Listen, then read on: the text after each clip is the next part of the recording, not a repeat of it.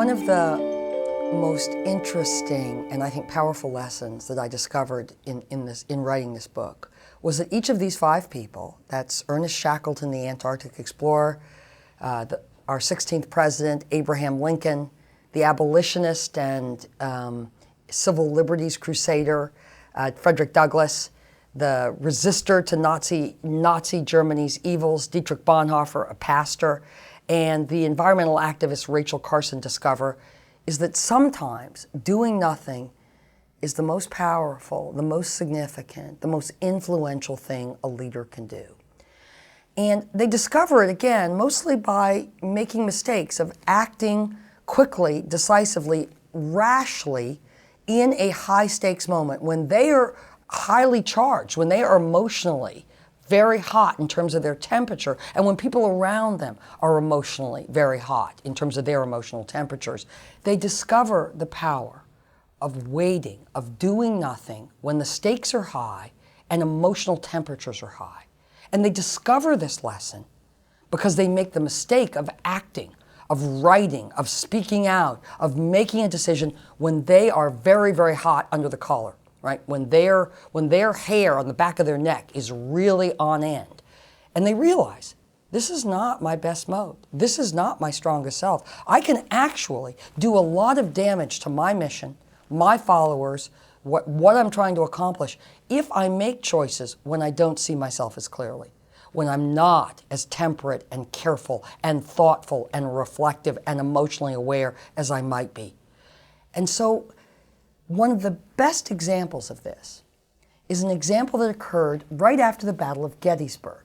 And I tell it in the conclusion to the book. Abraham Lincoln has just learned that the Union Army, commanded by a general named George Meade, has won a decisive battle in 3 days of bloody fighting in southern Pennsylvania, in Gettysburg, against Robert E. Lee's Army of Northern Virginia. Lee immediately, after the third day and the defeat, retreats south for Virginia.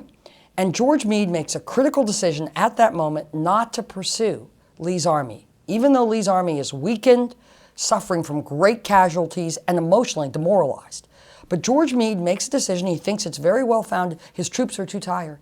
He can't risk really taking any more losses than his big army, the Army of the Potomac, has already taken. And losses on both sides at the Battle of Gettysburg were enormous.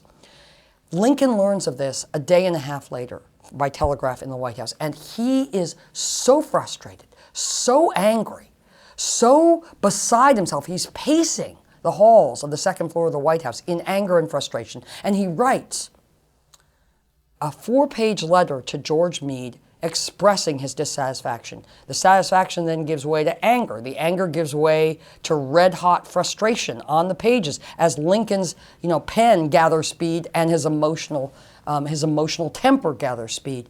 And he writes this letter. You have no idea how disappointed I am. You could have pursued Lee, crushed that army, and ended the war, and now countless deaths are still to come, and the end of the war is nowhere in sight. I cannot express adequately my disappointment in this situation. He writes this letter, he folds it up, he puts it in an envelope, and it's found after he died. To George Meade, says the signature on the front, written but never signed or sent, July 1863. And when I teach this letter to my executives, when I do leadership coaching, or when I present it to my students, I say, imagine if Lincoln had had email. Because what Lincoln did in that moment, I can see him doing it. I've spent a lot of time with Mr. Lincoln over the years. I can see him sitting back or maybe getting up from his writing desk and taking a long perambulating walk around his big office and saying, wait a minute, I don't really have very many generals that I can call fighting generals in reserve if I make George Meade angry and he peels off the Union war effort. I've already gone through a lot of generals that have disappointed me, and lots of them aren't my friends. So I think he made a very calculated decision that, as frustrated as he was and as disappointed as he was going to sabotage or do some damage to his mission to save the Union and end slavery if he alienated George Meade, who would ultimately talk about it and alienate other generals for Lincoln. And so he never sent that letter. And I always say to executives, imagine Lincoln had just hit send in the heat of the moment if he had email, or sent a Twitter message off excoriating Meade, the course of world history, certainly of U.S. history, might indeed have been different. So Lincoln gained a great deal by not sending that letter. The Union was preserved. Great fighting generals came out of the West by early 1864, Sherman and Grant, to fight the war Lincoln knew that needed to be prosecuted. And the story turned out, in the end, a triumph for Lincoln's mission. But he had to exercise the discipline. He had to realize that doing nothing was the best thing he could do. And we have to learn that lesson today.